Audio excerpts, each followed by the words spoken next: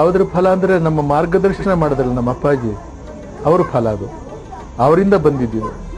ಇವತ್ತು ಇಷ್ಟರ ಮಟ್ಟಿಗೆ ನಿಂತ್ಕೋಬೇಕಾದ್ರೆ ಇಷ್ಟು ವರ್ಷಗಳ ಕಾಲ ದೇವರು ಹೀಗೆ ನಿಲ್ಲಿಸಿದ ನನ್ನನ್ನು ಅಂತ ಹೇಳಿದ್ರೆ ಅದು ಅವರು ತೋರಿಸಿದ ಮಾರ್ಗದರ್ಶನವೇ. ಅವರು ಚಿಕ್ಕದ್ರಲ್ಲಿ ನಾವು ಓದಲಿಲ್ಲ, ನನಗೆ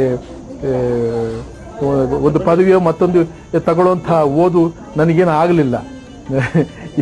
ಅಂಥದ್ರಲ್ಲಿ ಇವತ್ತೆಲ್ಲ ಇಷ್ಟೆಲ್ಲ ಹೀಗೆಲ್ಲ ನಡೀತಾ ಇದೆ ಅಂತ ಹೇಳಿದ್ರೆ ಅವ್ರಿಗೆ ಮಾರ್ಗದರ್ಶನ ಎಷ್ಟರ ಮಟ್ಟಿಗೆ ಇತ್ತು ಅನ್ನೋದನ್ನು ಅವ್ರು ನನ್ನನ್ನು ಹೆದರಿಸ್ತಿದ್ರು ಯಾವಾಗಲೂ.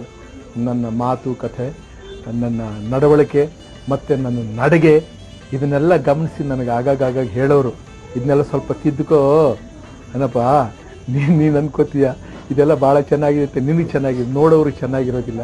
ಯಾಕಂದ್ರೆ ಅವ್ರ ಜೊತೆನೆಲ್ಲ ಬದುಕಬೇಕಲ್ಲ. ಆದ್ದರಿಂದ ಸರಿಯಾಗಿ ಇದನ್ನೆಲ್ಲ ಜೀವನದಲ್ಲಿ ಅಳವಡಿಸ್ಕೊಂಡು ನಡೆದ್ರೆ ತುಂಬ ಅನುಕೂಲ.